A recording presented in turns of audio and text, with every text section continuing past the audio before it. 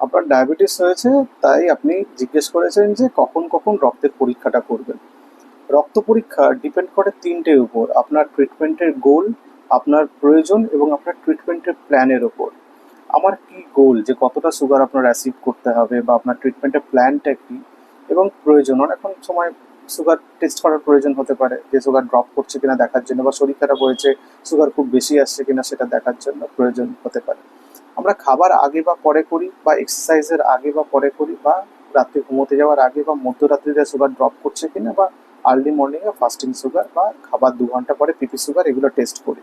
এই পুরো sugar testing প্ল্যানিংটা ডিপেন্ড করে আপনার বডির গঠন, আপনার ডায়াবেটিসের ধরন, আপনার অন্যান্য কোনো কমপ্লিকেশন আছে কিনা, আপনার কি ওষুধ চলছে বা কি ইঞ্জেকশন চলছে, এবং আপনার জন্য কি প্ল্যান করেছেন আপনার ডাক্তারবাবু তার উপর।